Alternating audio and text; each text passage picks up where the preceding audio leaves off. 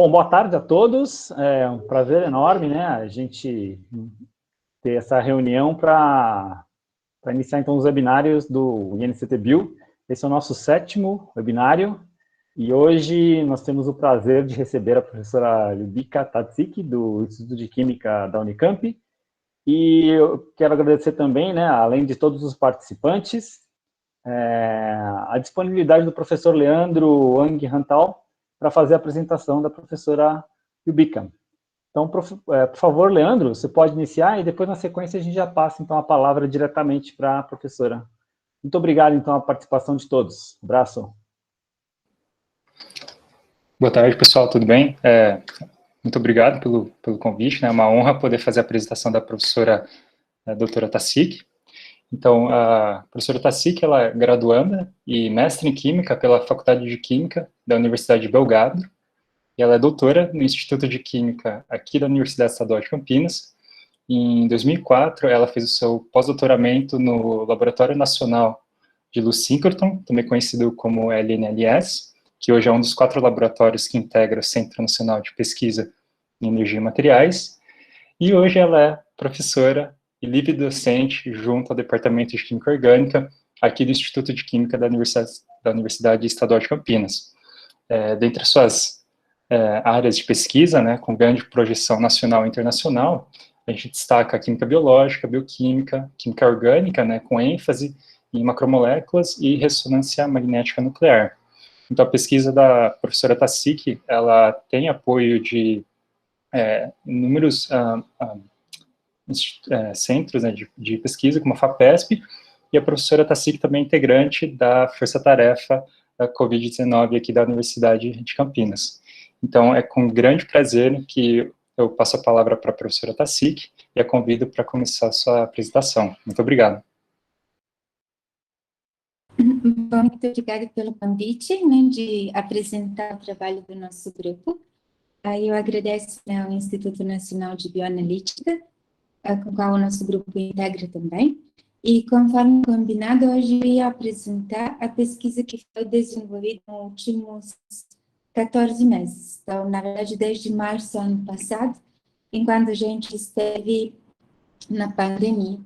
Obrigada, Leandro, pela apresentação. Como ele tinha dito, nós integramos o grupo de força-tarefa da Unicamp do lado químico. Então, eu acho que eu vou agora desligar a câmera e eu vou compartilhar a minha tela. Então, por favor, se tem um problema, vocês me avisem, porque não vou conseguir ver o chat, tá bom?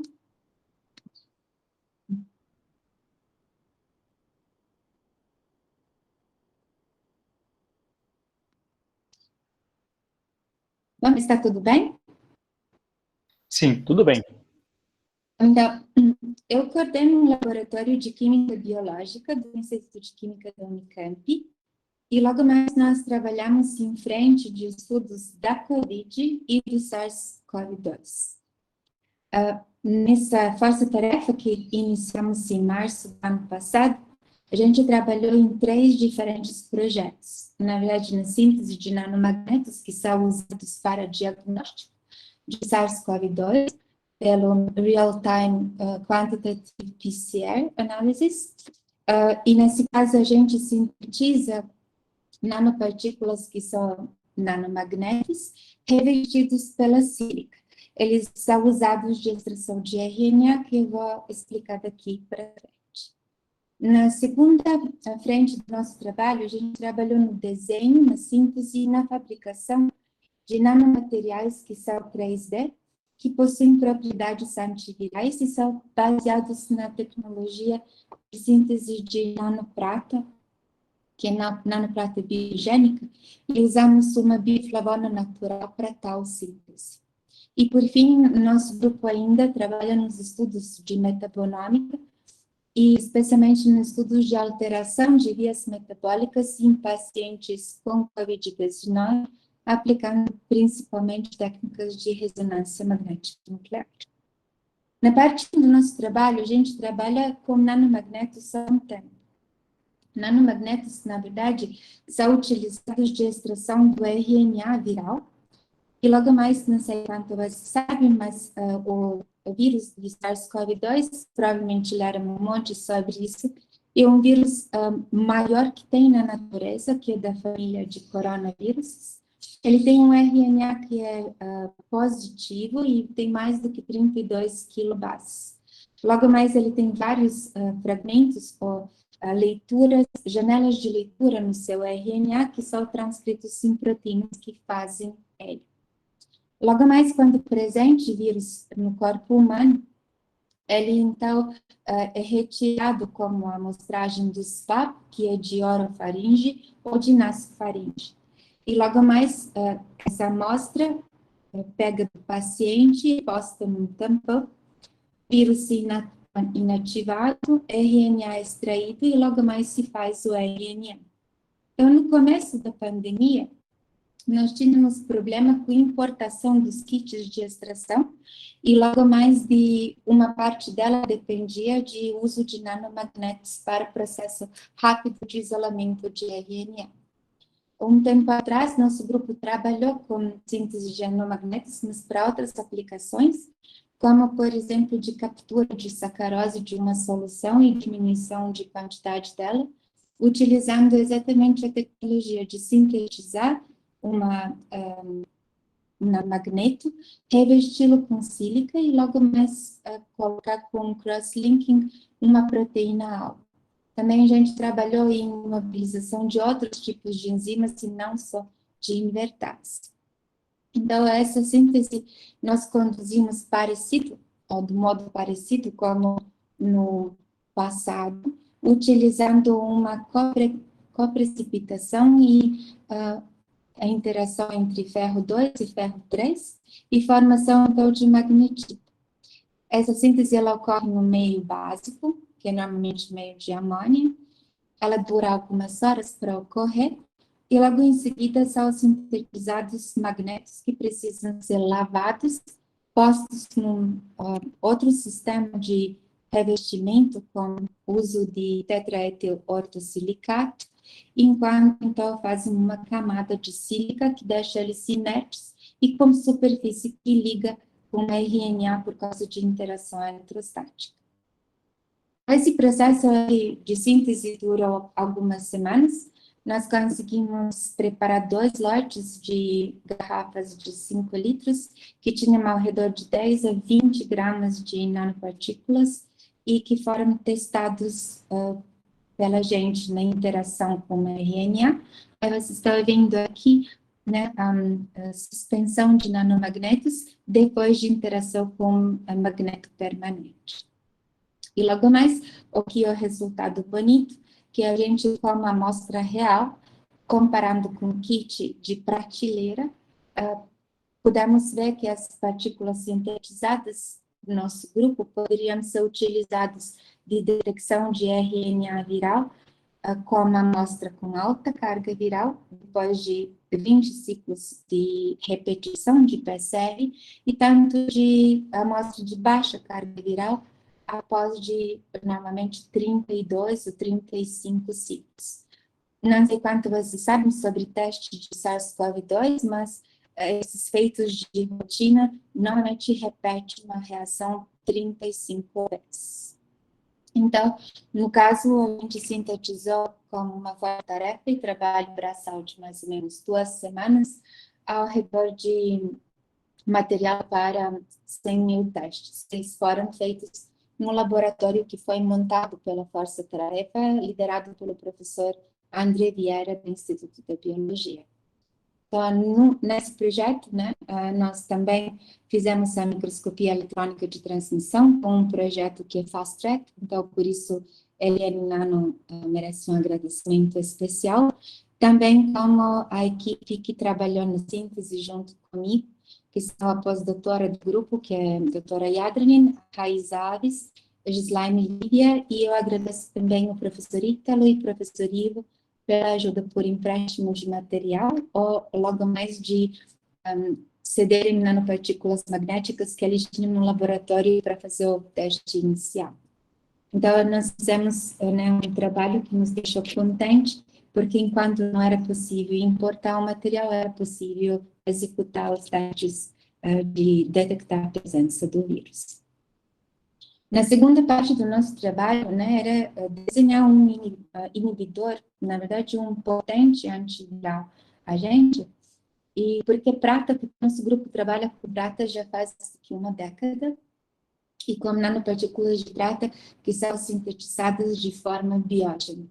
Então, nós partimos de nitrato de prata e síntese provocada por uma flavona natural, que seria a esperitina, que a gente possui uma tecnologia de isolá-la de bagaço de laranja mesmo e fazer uma hidrólise.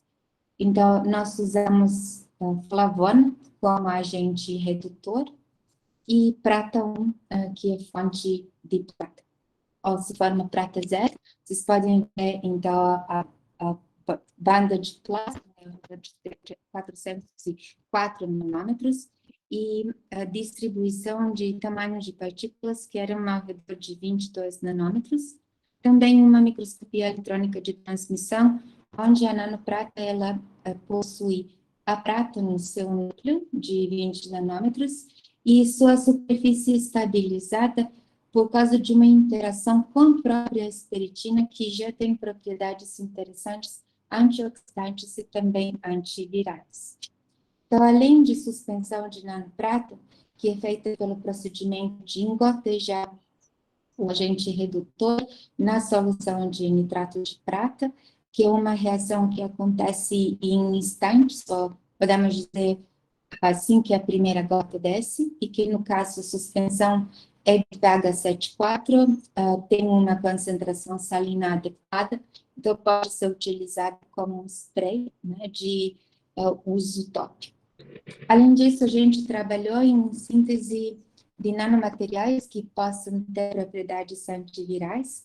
Então, nós partimos também de princípio de síntese utilizando recursos naturais, ou nanofibras de celulose, que a gente também isola de casca de laranja, dióxido de grafeno, que é produzido pela local indústria de grafite, e logo mais a gente faz suspensão desses dois materiais, logo mais a gente filtra ele, seca a temperatura ambiente e faz um papel, que é feito de nanofibras de celulose e dióxido de grafeno.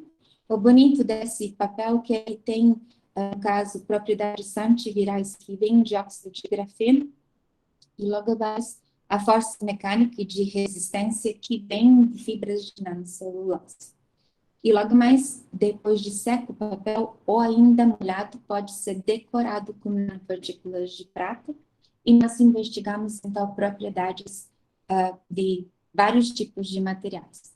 Só de nanopartícula, só de nanocelulose, da casca de laranja, que foi decorada com prata, e também com óxido de grafeno e no material como um todo, óxido de grafeno decorado com prata e nanocelulose e óxido de grafeno decorado com prata. E também é importante destacar que as nanopartículas de prata, elas tiveram um potencial zeta bastante interessante e elas foram estáveis agora há mais do que um ano, que elas foram sintetizadas mais ou menos em abril do ano passado. Então, a nanocelulose que a gente usa em forma de suspensão e em hidróxido de sódio 3%. Vocês podem ver aqui esse um papel de nanocelulose produzido pela gente e um papel que foi decorado com prata. Logo mais, esse óxido de grafite. Vocês sabem que o óxido de grafite é preto, ele é literalmente um grafite que foi oxidado por processamentos químicos. E o papel que foi sintetizado a partir de fibras de nanocelulose e óxido de grafeno foi decorado com prata, e vocês podem ver nessa micrografia eletrônica de varredura, pontinhos brancos, que são, na verdade, a prata, e também o XPS, a caracterização do material. Então, a nanoprata sintetizada pela gente, ela é de coloração amarela intensa, e a solução pode ser utilizada em várias suspensões, né? Em várias diluições, de 1 a 100, 1 a 10 ou 1 a 1000. Esse seria, após de borrifar o papel de filtro, só para vocês verem como que o papel, mesmo após de quase um ano no laboratório, não trocou nem de cor, nem de aparência, e logo mais esse um papel que é feito, que ele pode também conduzir, mas ele é feito de óxido de grafeno e nanoprata decorada. Então, nós tivemos sucesso em sintetizar vários tipos de materiais, de suspensões e filmes finos flexíveis, 3D, e logo mais eles tinham só prata, a parte, né, orgânica que é feita da espiritina, logo mais o grafeno, óxido de grafeno e fibras de nanocelulose. Então, nós podemos dizer que o material sintetizado, né, é baseado na atividade de nanoprata, que é de tamanho médio, de 22 nanômetros, de baixo potencial zeta de menos 40, e agora podemos dizer que a nanoprata é estável por período superior a 12 meses.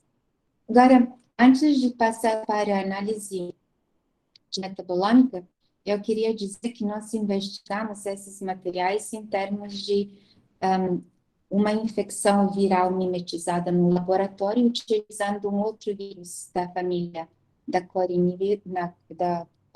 coronavírus, e usamos, então, técnicas de RMN em estado semissólido, onde se usa campo de 400 MHz.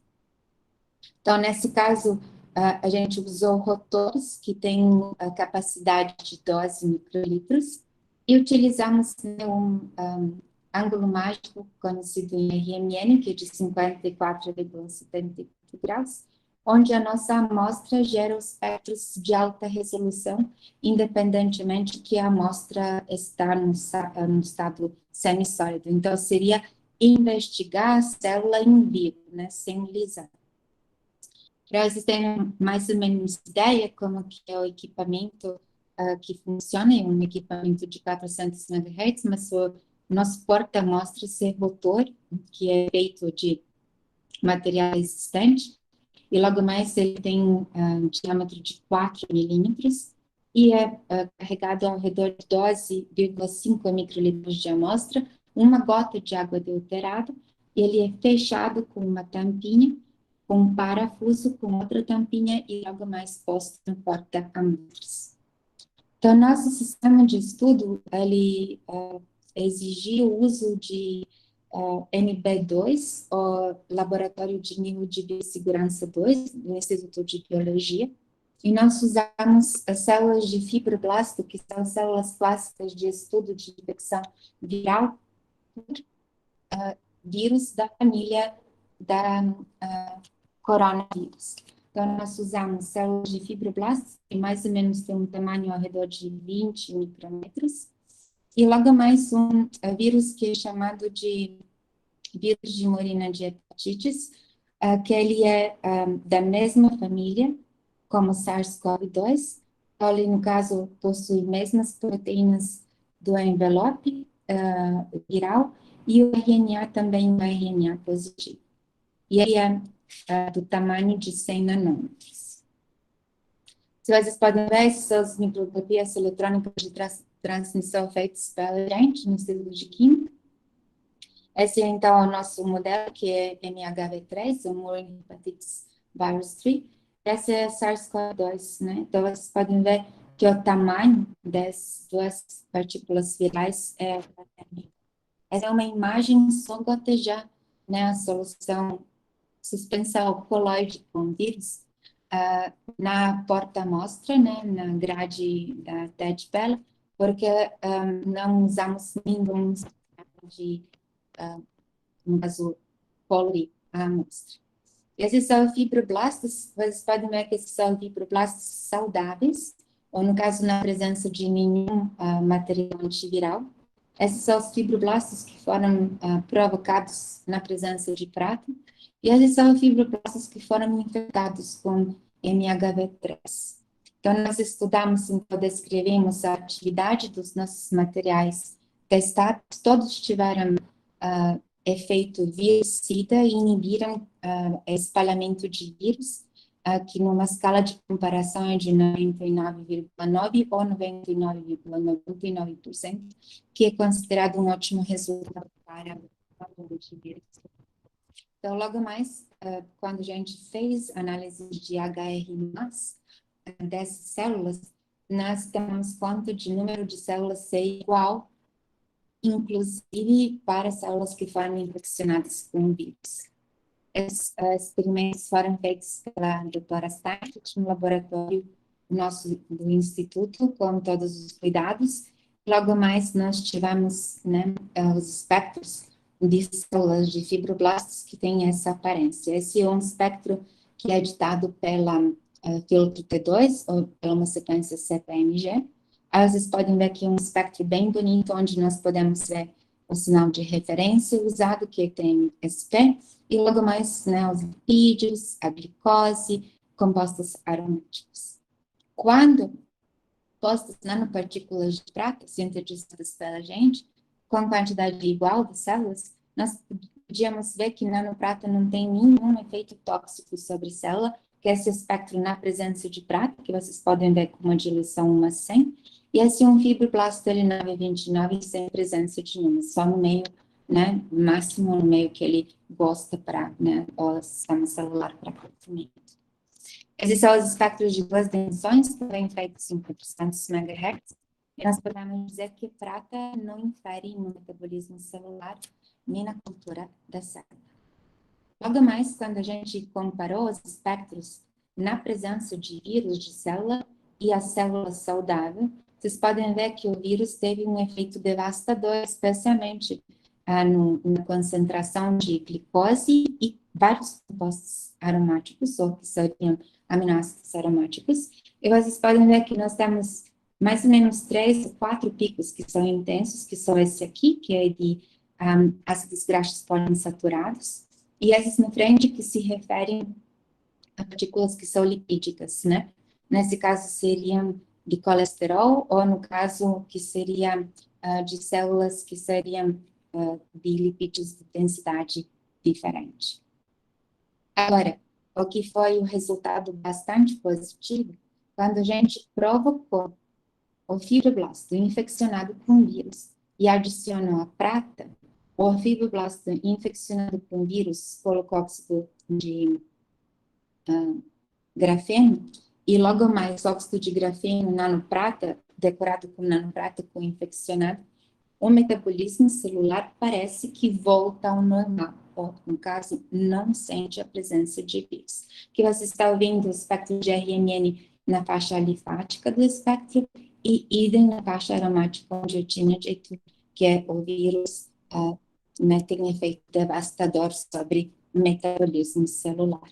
Então, nós podemos dizer que temos ótimos produtos antivirais, e no fim do ano passado, nós solicitamos uma patente que foi depositada no INPE. Ainda estamos esperando resultados de alguns testes para terminar a submissão do artigo. Então, nós podemos dizer que a gente tem sintetizado suspensão, que tem efeitos virucidas, e 2 tipos de materiais, nanocelulose, que é decorado com prata, e nanocelulose em compósito com óxido de grafeno, também decorado com prata. Então, nesse caso, as aplicações de materiais sintetizados são múltiplas, desde sanitização de ambientes, até sanitização do ar, ou no caso, eles podem ser utilizados por filtros que trocam ar, que é a celulose. Ela é resistente, ela é hidrofílica, é mais ou menos 4 a 8 vezes mais hidrofílica do que o algodão, o absorve 4 a 6 vezes mais quantidade de água, enquanto o óxido de grafeno também é um material hidrofílico e que também tem efeito virucida. Então, nesse caso, a gente teria 2 camadas de proteção, né? Uma que, né, no caso, barra água e outra que barra o vírus, né, que seria óxido de grafeno, idem nanopartículas de prata. O nosso especial agradecimento vai para, vamos dizer, o pessoal que trabalhou nesse projeto junto com a gente, que é da CCS-NAN, e logo mais do Instituto de Biologia, que é coordenado pela professora Amos. E a professora, a doutora Savo e o professor Stanislav, que então coordenaram uma pesquisa na produção de papéis flexíveis decorados com a prata. Agora, eu vou falar um pouco sobre a última parte de nossos estudos, que ainda não foi finalizada, que está em andamento, que fala sobre metabonômica que foi modificada no nosso metabolismo por causa de infecção, tanto grave como moderada. Vocês também sabem que foram publicados vários artigos que dizem que o nosso organismo reage à presença de vírus de modos diferentes. Tem pessoas que não desenvolvem sintomas da doença, que é COVID-19, tem outras que têm, então, sintomas moderados, que normalmente não precisam de internação, normalmente um atendimento ambulatório, e tem o pessoal que, nesse caso, desenvolve graves consequências por causa dessa doença, e, no caso, vai para o estado crítico, que leva à falência. E, nesse caso, não sabe-se por que na hora de hospitalização, e no caso de problemas graves de respiração, a gente não consegue sanar uma infecção viral. Então, com isso em mente, a gente desenhou um estudo que teve 3 partes diferentes. A gente estudou primeiro pacientes graves, que foram internados em maio e junho, no Hospital das Clínicas da Unicamp, ano passado. São mais ou menos um de 10 pacientes que em Campinas foi internado que fez parte desse estudo. No total, a gente estudou 41 pacientes graves, que foram divididos em 2 grupos, que eram graves sob ventilação, com cuidados do UTI, e logo mais 21 pacientes tinham positivo exame perante SARS-CoV-2, e 20 pacientes que foram pareados pela idade e pelo gênero, mas que não tiveram presença de SARS-CoV-2 detectada em amostras usadas. Eles foram utilizados como paciente negativo, com a intenção de estudar só efeito do vírus e não de doenças respiratórias, que são comuns, que deixam a saturação mais baixa do que 80% de oxigênio. E também temos o segundo estudo que é feito com a quantidade de 283 pacientes que foram atendidos no hospital de campanha, no Anhembi, em São Paulo. E nesse corte de 283 pacientes, 20 desses foram negativos em SARS-CoV-2, apesar de apresentarem mesmo sintomas respiratórios. Então, nesse caso, no total, nós tivemos 46 pacientes que eram positivos perante a SARS-CoV-2, e logo mais esse estudo foi conduzido, então, no caso, compará-los com o mesmo grupo de pacientes atendidos no Hospital da Campanha, só que foram, então, podemos dizer, com a mesma idade, gênero e etnia, para que a gente possa avaliar o efeito do SARS-CoV-2. E logo mais, temos o grupo de voluntários saudáveis. Essas amostras foram coletadas antes de início da pandemia, na verdade, foram coletados durante o ano 2019 pelo Hemocentro. São, no caso, voluntários que assinaram o consentimento que gostariam de participar do estudo. Então, nós usamos 2 tipos de amostras, mas para esse webinário eu vou só apresentar amostras que nós usamos, que eram de soro humano. E logo mais a gente fez comparação de grupo saudável com grupo que é COVID-19 ou SARS-CoV-2 positivo e grupo negativo. A busca de diferenças metabólicas entre SARS-CoV-2 positivos pacientes, SARS-CoV-2 negativos pacientes, mas com mesmas, e o grupo saudável. Então, sobre a metabolômica, então, em cada corte de estudos, nós tivemos 3 tipos de amostras. Nós preparamos amostras do mesmo modo, então, concentração do soro, e as análises foram feitas logo após de coletas, ou no caso, durante uma semana de coleta intensiva ou de aquisição de dados. Então, todas as amostras, elas tiveram 200 microlitros de soro, que foram diluídos com 250 microlitros de água adulterada, não usamos o padrão interno de referência de 0, e nós obtivemos 3 tipos de espectros de hidrogênio 1. Que é NOSI, 1D, para supressão de água, essa sequência utilizada. Outra editada pelo T2, filtro, ou que é CMG, que é utilizada para eliminar todo o sinal de proteínas ou de macromoléculas presentes no soro. E logo mais nós tivemos metabólicos que têm tamanho ou massa molecular superior a 1500, inferior a 1500. Logo mais, a gente também fez medida que são espectros editados por 12, isso é a mesma amostra. E espectros editados por 12 são bastante interessantes, porque nesse caso a gente elimina, por causa de diferente difusão de moléculas presentes no soro, a gente consegue observar somente partículas lipídicas, como lipídios de densidade diferente ou lipoproteína de densidade muito diferente, que isso é muito importante para esse estudo. E logo mais, além de processar os dados esses, nós isolamos polares e apolares compostos de todas as amostras de soro, e a gente analisou tanto a parte polar quanto a apolar, que eu vou mostrar os resultados agora.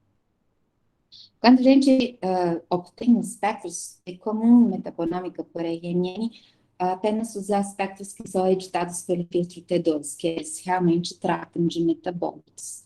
Então, nesse caso, é muito importante, independentemente que a gente tome conta de número de pontos, de tamanho de janela, de supressão de água e de mesma concentração de soro para todas as amostras analisadas.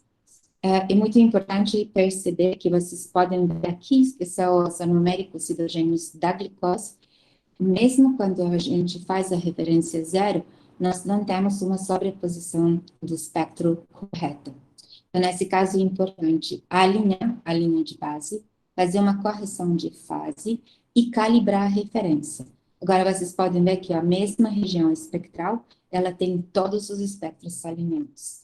Só depois disso, nós vamos fazer uma normalização de espectros para, no caso, eventual diferenças, em pequenas concentrações de metabólitos diferentes aparecem.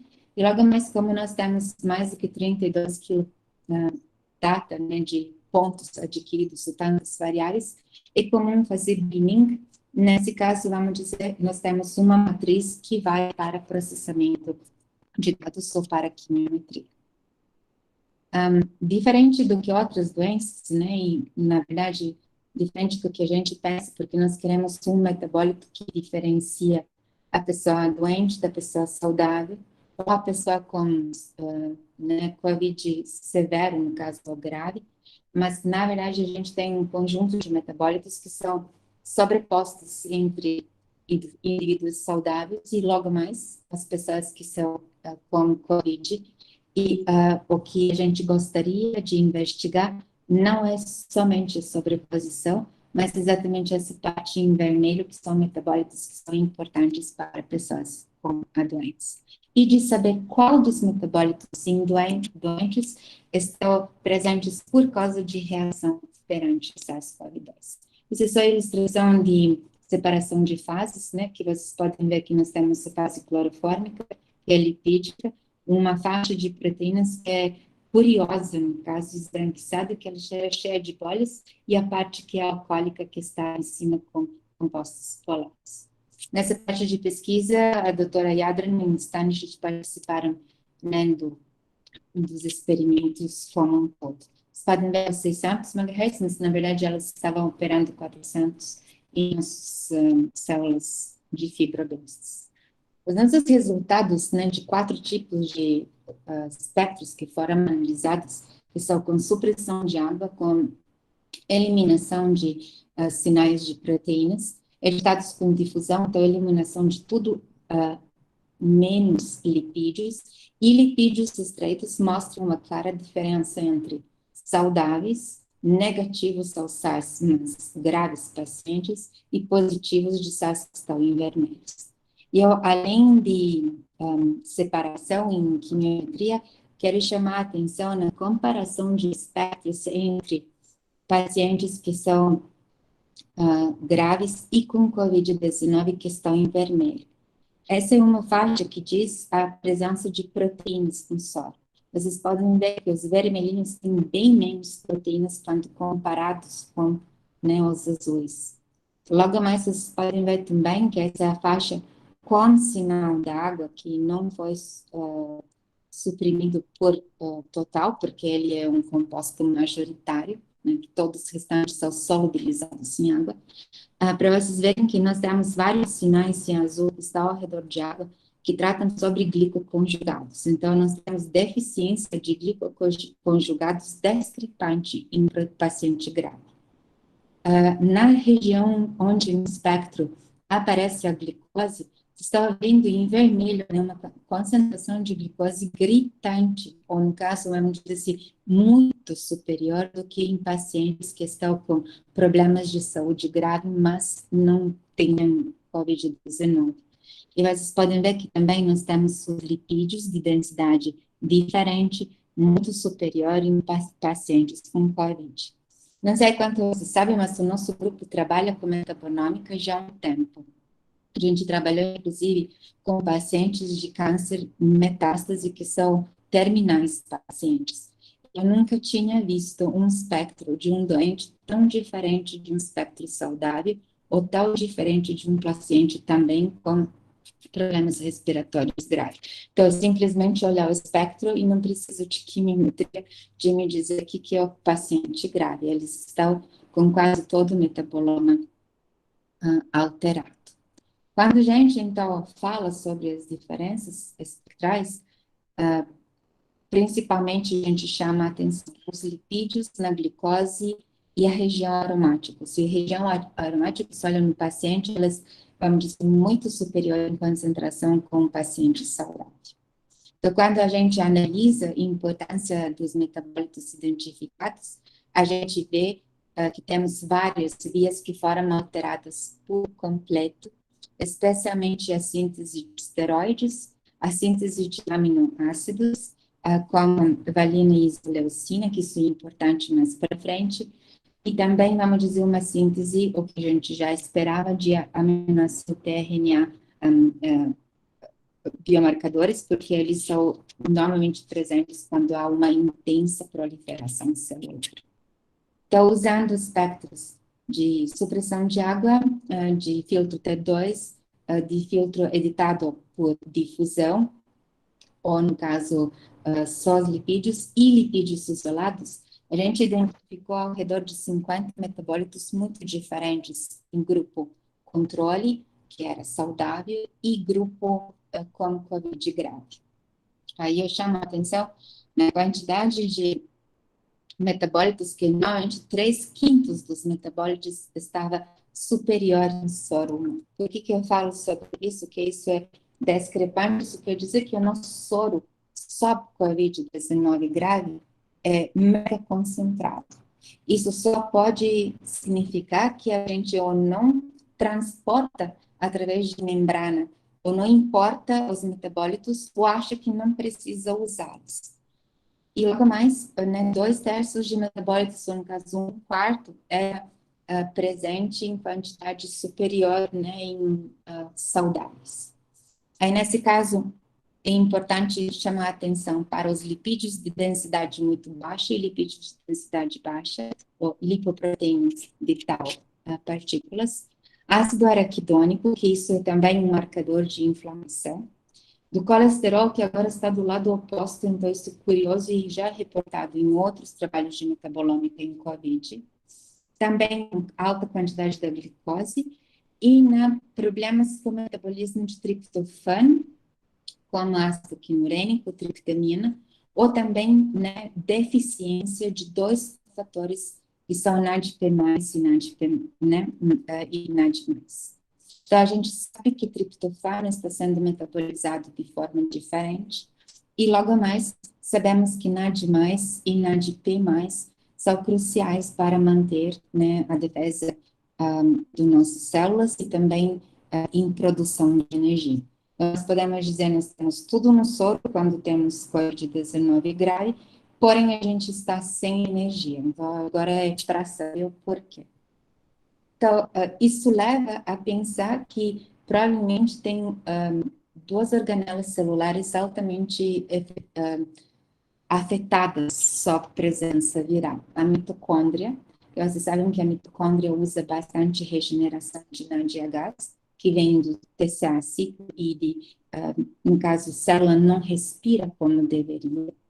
E logo mais a gente sabe que há um problema de síntese de ribose 5-fosfato ou de fosfatos de pentoses, que a gente esperava isso por causa da presença de vírus.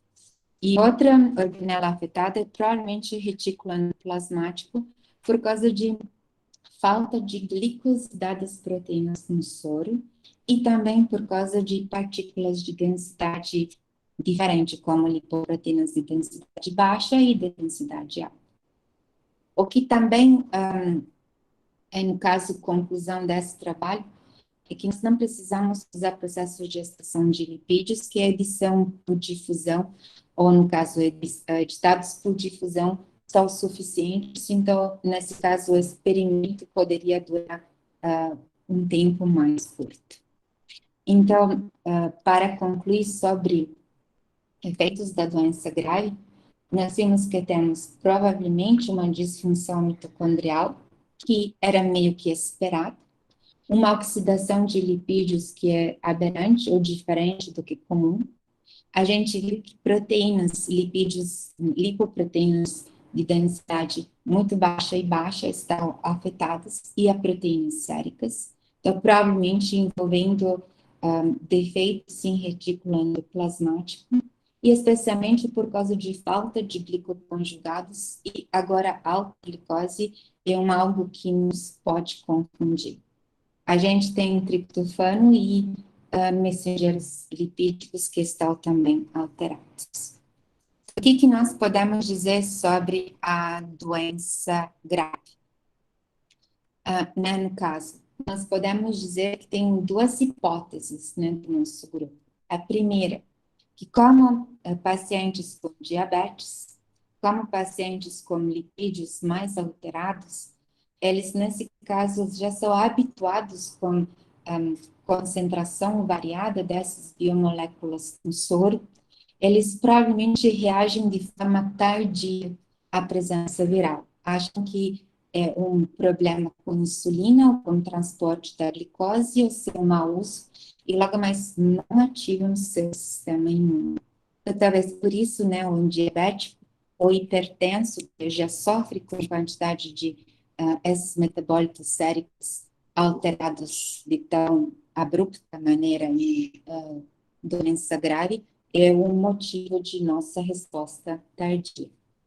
Outra resposta, né, que poderia ser que logo mais, né, isso é uma outra hipótese já levantada no estudo anterior, dizendo que os humanos com forma-idade, eles já estão sobre um inflamosoma, ou no caso, eles já estão com vários processos de inflamação ocorrendo, e eles acham que isso é uma condição habitual.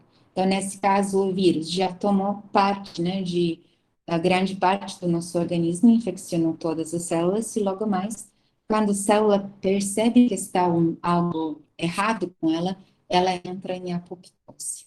Então, a gente viu que há uma falta de moléculas energéticas e falta de NADP, bem típica só para doença grave, uma quantidade alterada de ácido para-hidroxifenilacético, que é um metabólito que pode ser ligado com problemas do sistema digestivo ou com microbiota alterando o metaboloma.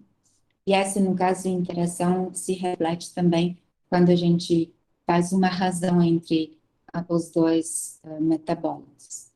Absurdamente alta glicose, então eu queria agora, né, só chamar a atenção, e nós estamos comparando com pacientes graves, SARS positivos, com pressão de saturação com oxigênio muito baixa, que serão na faixa de 51 a 82 milímetros de mercúrio. E nesse caso, um paciente que era negativo se também colocava nesse grupo. E segundo esse grupo em claro cinza, são os pacientes com problemas respiratórios, mas que eram negativos para o SARS-CoV-2, e eles tiveram uma saturação de oxigênio superior a esse grupo. Então, nossos metabólitos encontrados como diferentes em 3 grupos, eles correlacionam de forma ou positiva com glicose ou no caso, ácido quinurênico, né, e de forma negativa, como NAD P+, e NAD+, com gravidade de problemas respiratórios. Agora, nosso último estudo, né, de hoje, ele trata sobre pacientes que são casos moderados. E nós podemos dizer, né, que os casos graves apontaram para umas deficiências metabólicas aberrantes, né, nunca vistas em outras doenças graves. E no caso do casos moderados, nós tivemos, então, o cohort que era pareado, porque a gente forçou esse pareamento pela idade, etnia e índice de massa corporal. Mas quando a gente olha também outros problemas de pacientes positivos e negativos, a gente não pareou eles, mas a gente pode ver que comorbidades entre os dois grupos estavam absurdamente similares, como, por exemplo, a dislipidemia, diabetes ou hipertensão. Eles foram atendidos no hospital na hora de amostragem por causa de problemas respiratórios e foram atendidos no ambulatório do hospital. Então, quando nós fizemos uma análise de estudo, esse estudo foi conduzido para outra parte do grupo e com o Dr. Lucas. Vocês podem ver que nós tivemos, no caso, conforme nossa prévia experiência com o estudo de casos graves, a gente fez os mesmos tipos de experimentos. Você está vendo aqui sobrepostos espectros de grupo positivo, negativo e saudável, de vermelho, verde e azul. Isso seria um espectro D. Vocês, de novo, podem ver agora que nós temos diferente comportamento de proteínas, porém não tão diferente comportamento em lipídios, nem glicose. Então, nós podemos ver que a quantidade de proteínas séricas em pacientes moderados não foi alterada da maneira como em pacientes graves. E que isso pode ser interessante verificar no início. Vocês podem ver também que os nossos negativos nessas pacientes tiveram uma glicose mais alta. Então, a gente não viu a quantidade de glicose tão alterada em pacientes positivos, que esses seriam espectros CPMG, ou filtrados, para que a gente não enxerga proteínas séricas. Logo mais, isso seriam os espectros editados por difusão. Agora vocês estão vendo que lipídios são muito diferentes em pacientes que foram positivos. Também, né, um detalhe que é o deslocamento químico a 5,34, ele corresponde aos poliinsaturados hidrogênios, que são entre dois grupos CH2 em ácidos graxos com ácido araquidônico. E isso também foi alterado. Então, nós fizemos a análise quimiométrica de 3 sets de dados coletados. Vocês podem ver que agora nossos saudáveis são um grupo super homogêneo, porque ele foi montado conforme idade, gênero e comorbidade dos grupos que foram pacientes atendidos no hospital da campanha. Vocês podem ver que os pacientes com problemas respiratórios, porém negativos ao SARS-CoV-2, são em verde, e os pacientes que estão positivos no SARS-CoV-2 estão em vermelho, bem distantes dos dois grupos. Esses são dados de CPMG, porque a separação de grupos doentes do controle não foi tão satisfatório ou não foi tão excepcionalmente bonito como no caso de casos graves.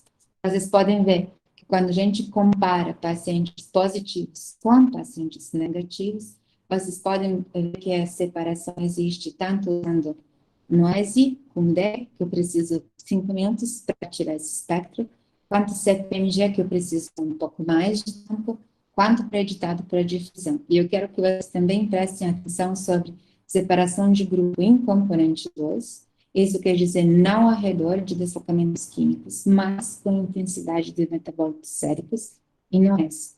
No CPMG, há uma separação diagonal entre P1 e P2, variável até 1 e 2, mas para edição de difusão, que essa é uma separação excepcionalmente interessante de se ver, que a separação é por causa do deslocamento químico. No caso, a gente pode dizer que a separação se dá na componente 1, que mesmo que tenha pouca porcentagem de variável, é interessante de ser observado. Quando a gente analisa agora os marcadores ou diferenças em concentração dos metabólitos séricos, vocês podem ver que é uma leve diferença na concentração de glicose, mas nada que deixa a pensar que nós temos caso grave. O que surpreende é a falta de lactato, porque a gente espera que o lactato, em condições anóxicas, ou por causa de falta de oxigênio, esteja onipresente, aqui não é o caso. A alteração no colesterol, mas agora é diferente dos estudos de pacientes graves, nós temos um leve aumento de colesterol nesses pacientes de casos moderados, ou moderados, e nós temos, então, acréscimo de alanina e da glutamina, que é bem discrepante, porque vocês podem ver que a concentração de glutamina está meio contida numa faixa espectral, né, numa região bem sem grande variação em pacientes que foram negativos.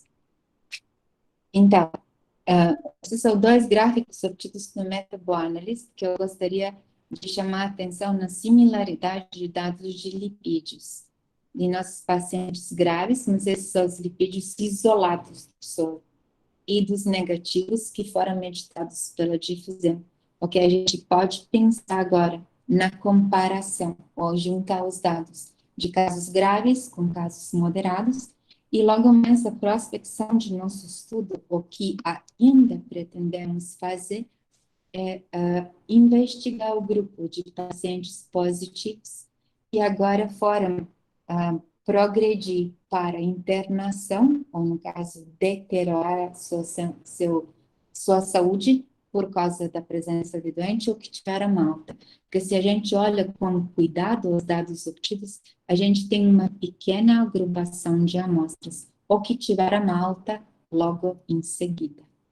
Então, o que nós, né, a partir de uma experiência de quase 14 meses de trabalho intensivo com pacientes de COVID-19 e suas amostras, e com SARS-2, eu posso dizer, eu acho que certamente a inflamação ela é alarmante e ela é tardia com pessoas que desenvolvem COVID-19.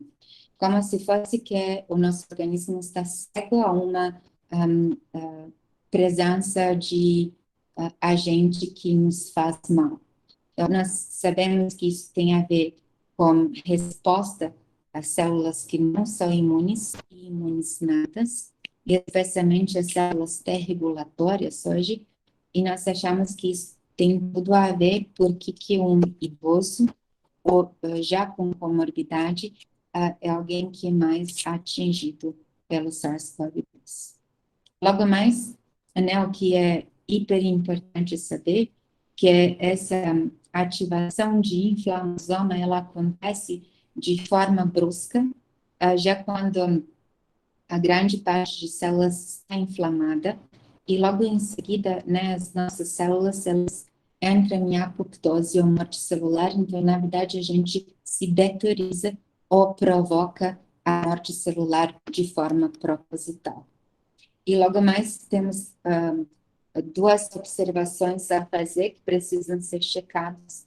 É sobre o papel de macrófagos, que tem, no caso de inflamar ou regular o sistema nosso imune, e também sobre a participação de neutrófilos, e especialmente NETs, que são liberadas sob morte de neutrófilos.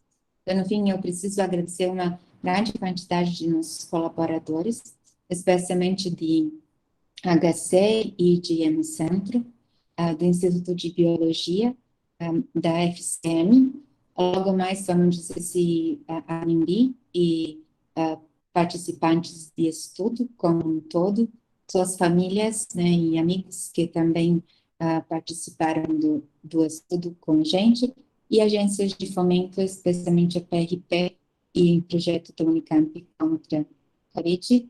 E a vocês pela atenção, E no final eu falo que talvez a maneira de a gente estudar o vírus presente em nossos processos de como a gente interage com a matéria é melhor, né, perante a análise de metabólitos, que eu acho que eles são chaves de nos dizer o que está errado.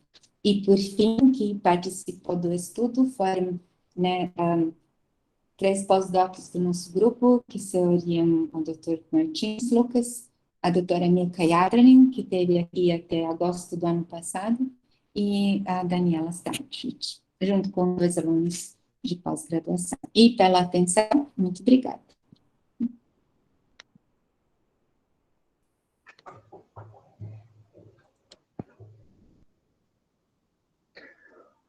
Obrigado, Buba, pela excelente apresentação, muito interessante. Eu pergunto para o Leandro, se ele fez a apresentação da Buba, se ele quer também agora conduzir a sessão de perguntas. Você quer, Leandro? Eu deixo comigo. Se você quiser, fica à vontade. Você que manda, para Cássio. Então fica aí, ó. Comanda aí a sessão de perguntas. Vamos ver se já tem alguém aqui.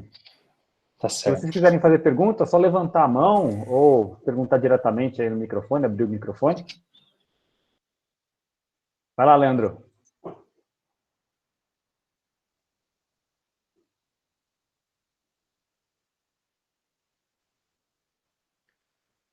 E aí, pessoal, alguma pergunta? Ninguém quer perguntar nada. Não há perguntas. O Manuel levantou a mão aí. Tem que habilitar. Às vezes não aparece na tela, tem que procurar a informaçãozinha. Parabéns pelo trabalho, Luba. Realmente está muito bonito e profundo. Bastante impressionado com a compreensão da parte bioquímica do trabalho. Realmente, né? Eu não entendi nada de tão profundo que é, mas teve uma observação com relação nos casos moderados. Eu via que tinha claramente diferenças nos valores médios, e os valores médios estavam dentro de um erro, alguma certa diferenciação, mas eu percebi que existiam 2 populações de valores inferiores e superiores e a média acabava diferenciando. Mas como essas 2 populações estavam muito distintas, talvez tenha que refinar um pouco mais o modelo. Mas eu tenho uma pergunta, não é sobre isso, é a pergunta sobre as nanopartículas. Se é conhecido o mecanismo pela qual a nanopartícula de prata desativa o vírus. Que eu lembro que foi o trabalho de impregnar nanopartícula em máscaras e em tecidos para fazer um tecido antiviral, né? Se é conhecido o mecanismo da inativação pela nanopartícula de prata. É assim, a nanopartícula de prata, né, ela não tem mecanismo totalmente conhecido, mas ela interage com quase todas as biomoléculas. Ela interage com proteínas, que vocês sabem que a gente usa prata para corar, né, os géis de proteínas, de eletroforese, que ela realmente cora com quantidade baixíssima de proteína. Ela interage com lipídios, que a gente já usa prata para separar poliinsaturados, ácidos graxos, ou de coluna, na base de prata, de diferenciar monoinsaturação com poliinsaturação. Então, ela interage com... Sim, eu sempre lembrava que nanopartículas de prata tinha poder bactericida. Tanto que há um ano atrás, eu brinquei com uns colegas que trabalhavam com eletrofiação e estimulei eles. Falaram, vocês têm que fazer as fibras, né, antibacterianas ou antivirais com incorporação de nanopartículas de prata, porque bactericida agora se é antiviral, não sei, fica a dica. Fico muito feliz que você fez e deu certo.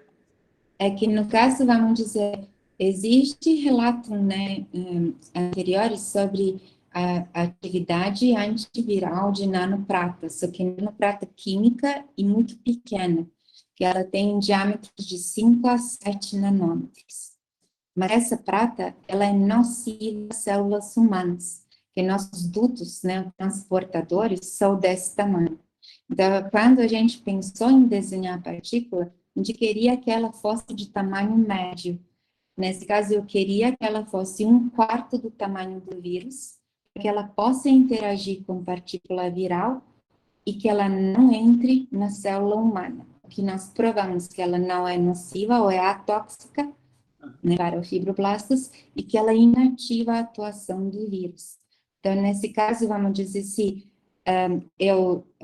nosso microscópio da transmissão estava com problemas, que a gente estava prestes de fazer uma interação de SARS-CoV-2, que vai ser uma imagem, e nanopartícula.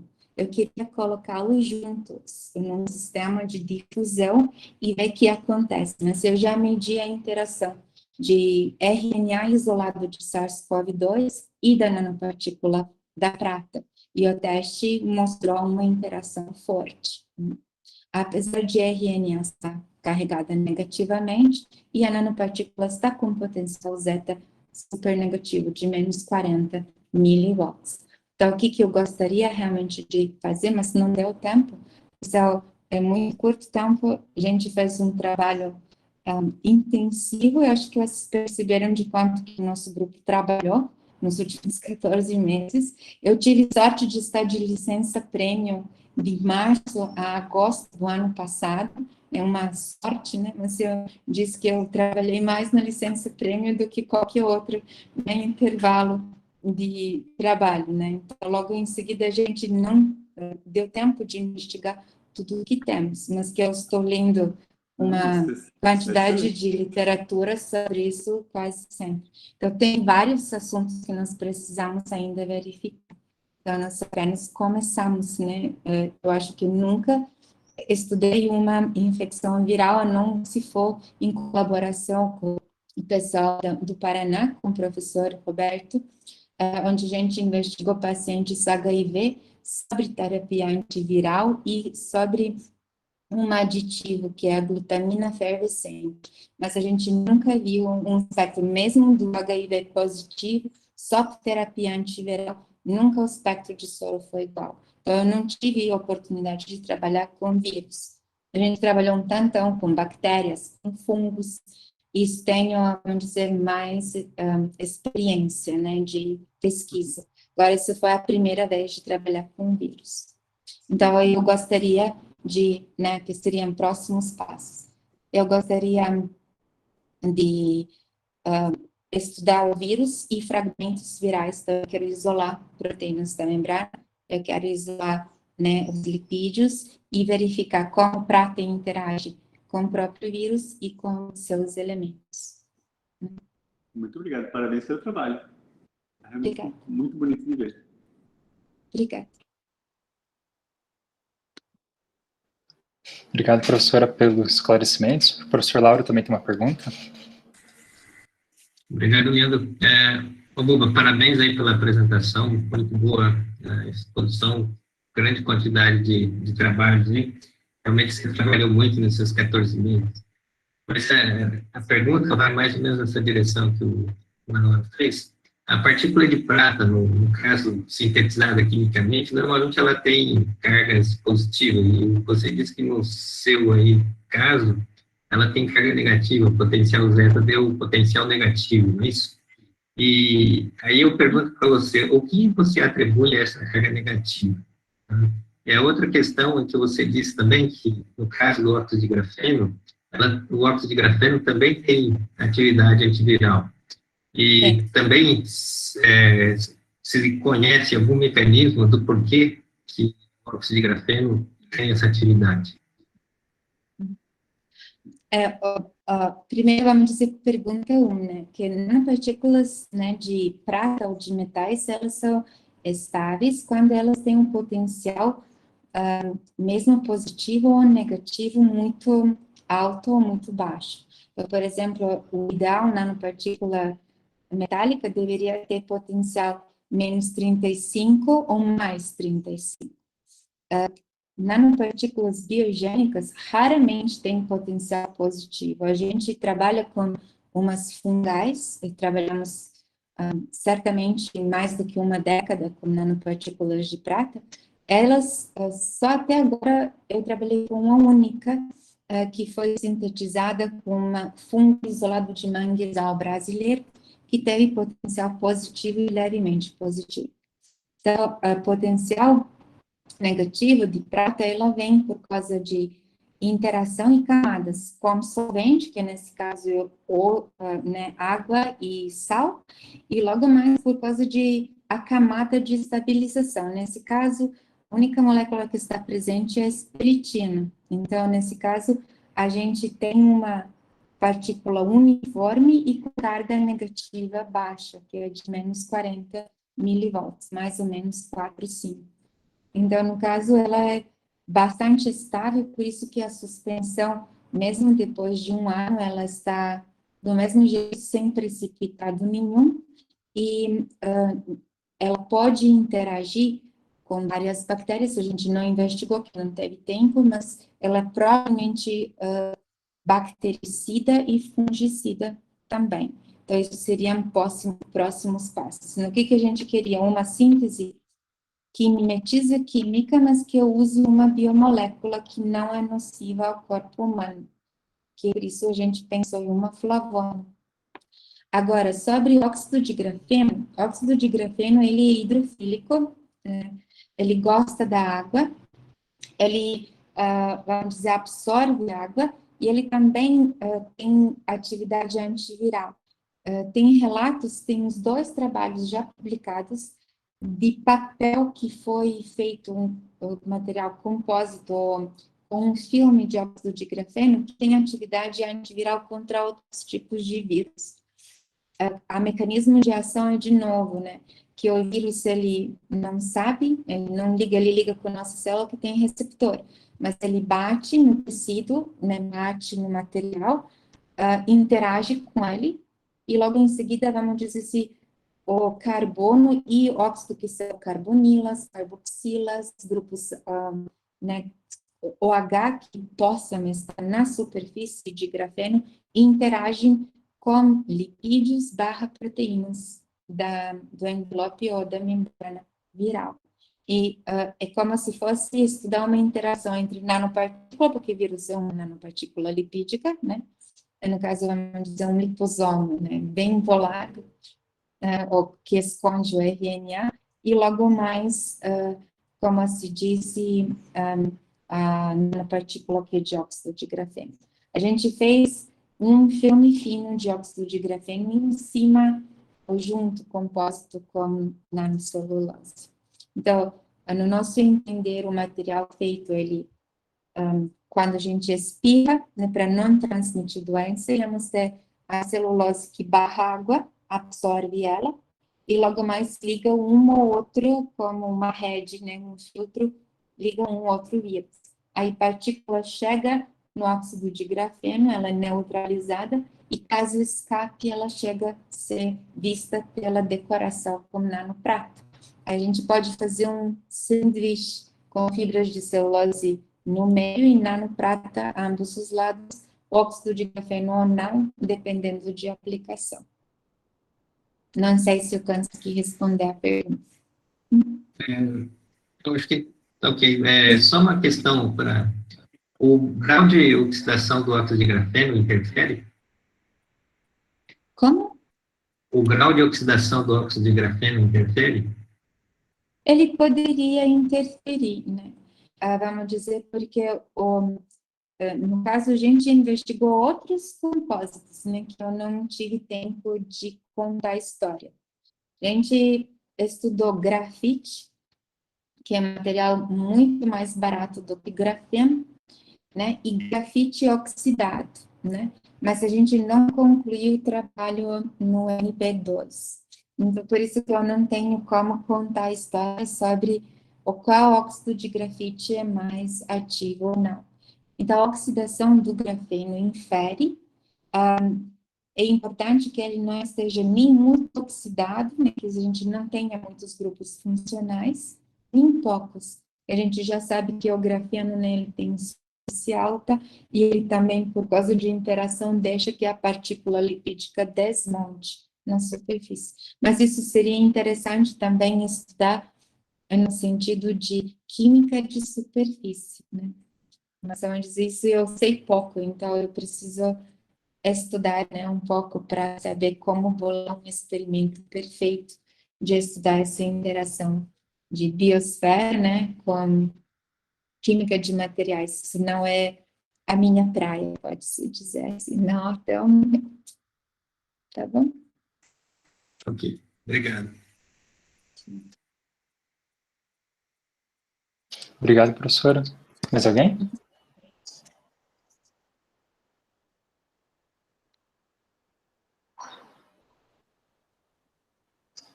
Ô, Leandro, Professor Fracasso? Perdão, Laura. não, pode passar por cá, depois eu... Uba, eu perdi um pouco aí as informações, né, em relação ao tamanho das nanopartículas e a inserção, né, em função do tamanho, nessas partículas virais ou células, né, de mamíferos que são maiores, né.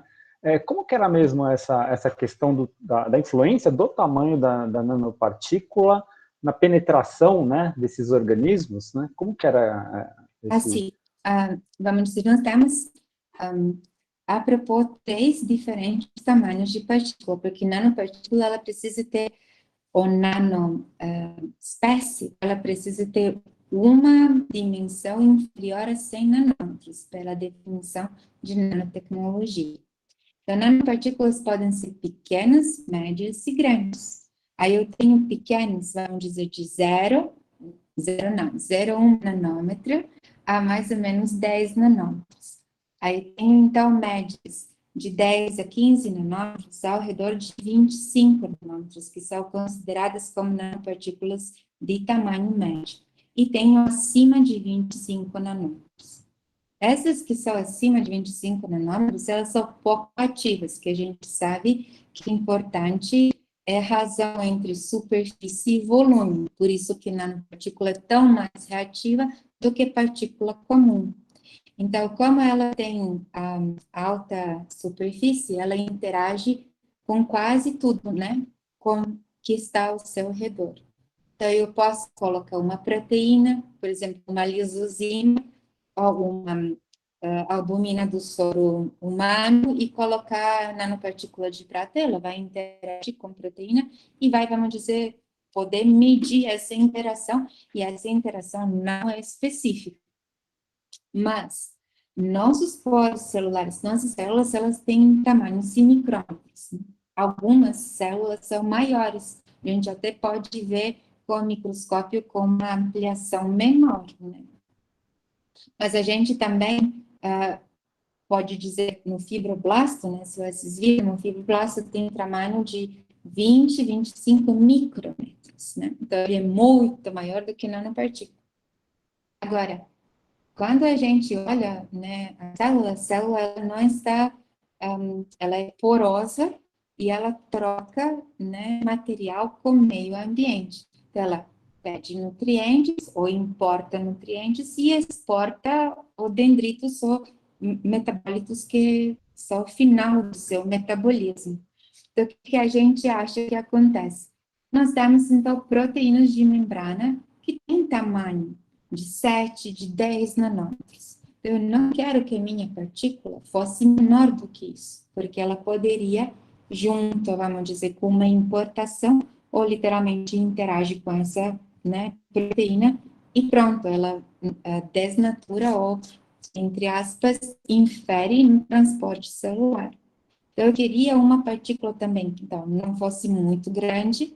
A gente já trabalhou com partículas muito grandes, que tem agora uma camada de proteínas que estabilizam essa partícula, como, né, de fusarium, ou de, vamos dizer, tubigensis, ou, né, de vários fungais que tem ao redor do diâmetro metálico de 25 a 30 nanômetros, eles têm, então, uma camada de 50, 60 nanômetros por causa de proteínas que estão estabilizando elas. Então, a gente quis desenhar uma partícula de tamanho médio, porque ela não pode reagir, ou que ela tem probabilidade menor de inferir em transporte, ou no caso de ser importada por uma aquaporina, por exemplo, na qualquer célula humana. Então, essa partícula eu poderia colocar na mão, na boca, no nariz, sem que ela faça mal direto, porque ela não é suficientemente pequena para logo, né, entrar ou penetrar e passar por membrana celular de todas as nossas células. Ok, obrigado. Obrigado, professora. Professor Lau? Vou só fazer uma pergunta para mim entender melhor. Quando você colocou lá os aspectos de ressonância com os lipídios, o material que você tem dos pacientes positivos, vamos dizer assim, a intensidade dos picos ali da ressonância são bem maiores, né, do que os outros negativos ou controle. Aí a pergunta essa diferença, né, de intensidade dos pacientes positivos que evoluem para, vamos dizer assim, casos mais graves, é devido à doença em si que aumenta os lipídios, ou já a intensidade grande nesses pacientes que acabam, né, lógico, quando se faz a ressonância já dos positivos, já tem essa quantidade, ou seja, a quantidade de lipídios é provocada pela doença ou é porque o paciente já tem uma quantidade grande de lipídios? A gente, no caso, não pode saber se isso é somente consequência da doença, mas pode supor ou, né, fazer uma hipótese sobre isso.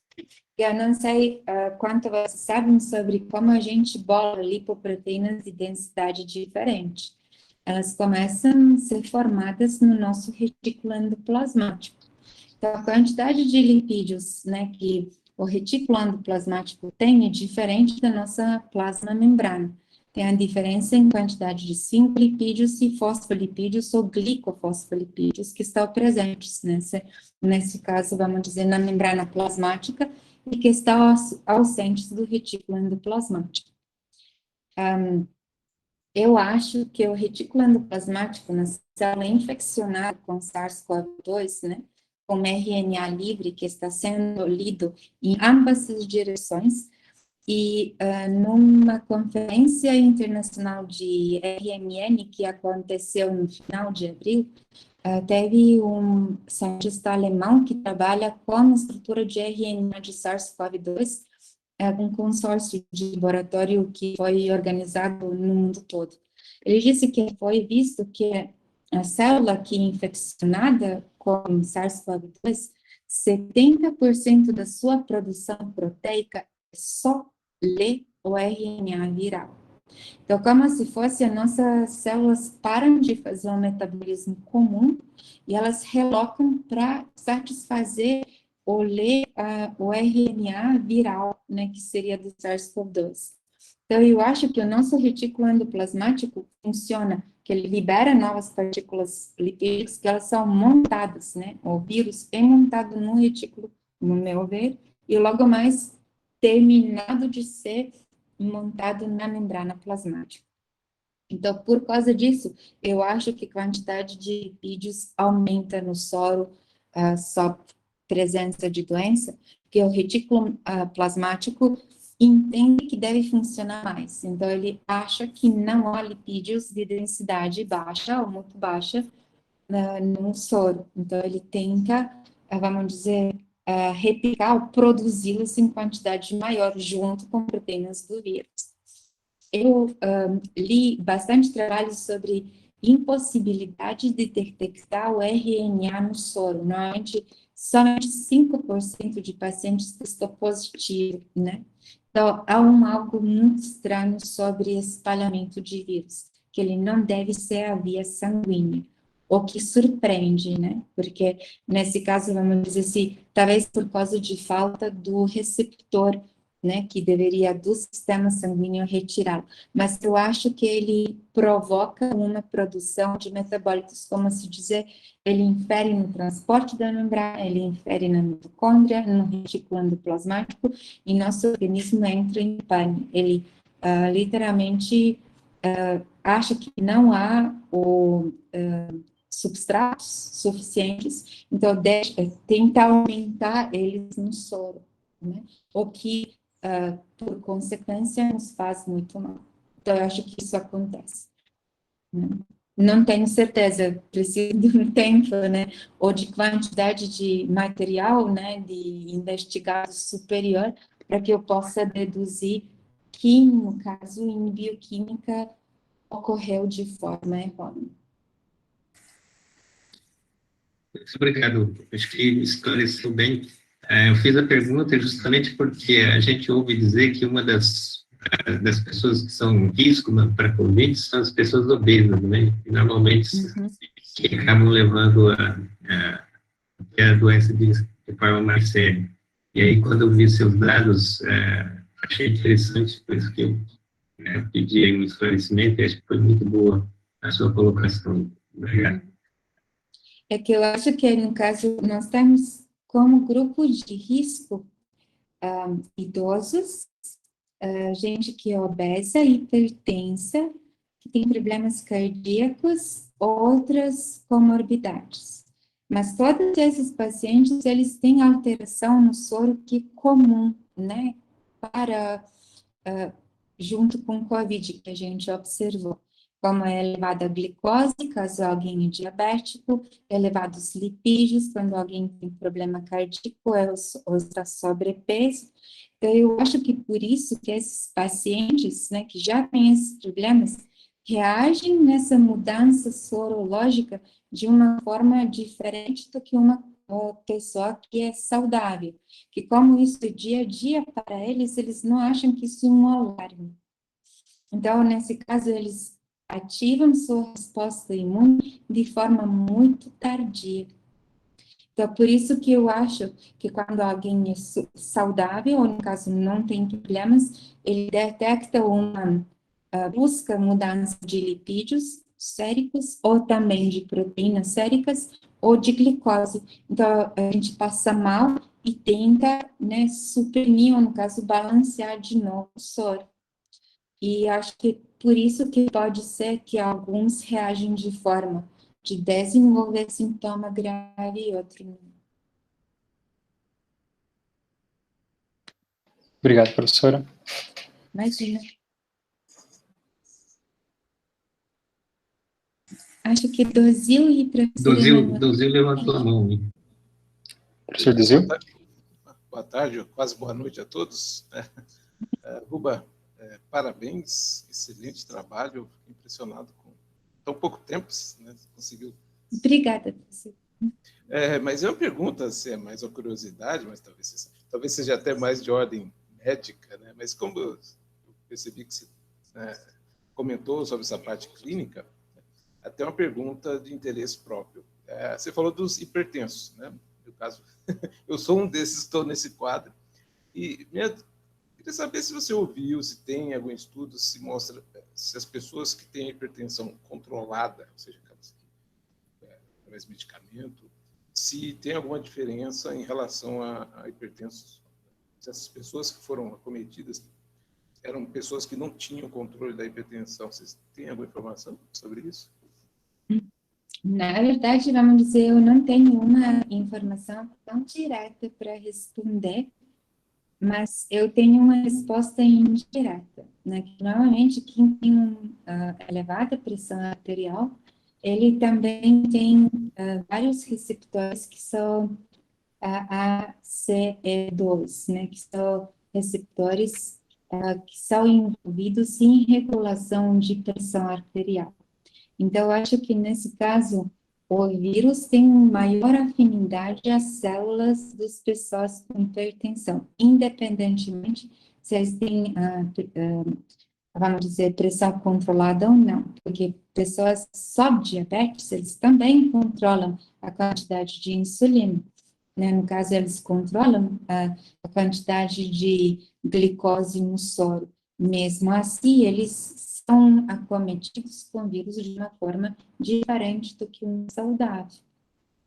Então, também no corte dos hipertensos e dos diabéticos que a gente analisou, a pergunta que eu tinha feito para a parte dos clínicos, se eles estavam sob terapia habitual.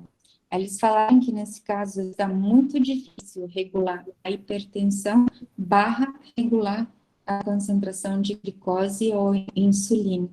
Então, na verdade, é um problema de voltar ao estado que é considerado como controlado. Então, eu acredito que mesmo o hipertenso com pressão controlada deve ter um cuidado redobrado.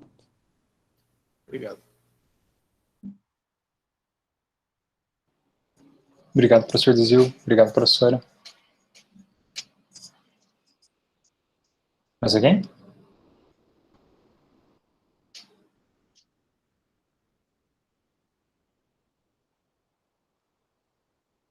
Bom, eu acho que se a gente não tiver mais perguntas, né, agradecer novamente a professora Tassic e agradecer a todos que estão presentes no webinário do INCT.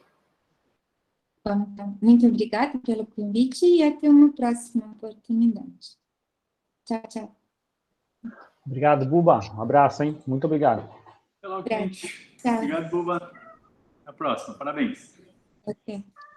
Tchau, gente. Hugo, antes de você sair, deixa eu só te fazer a pergunta.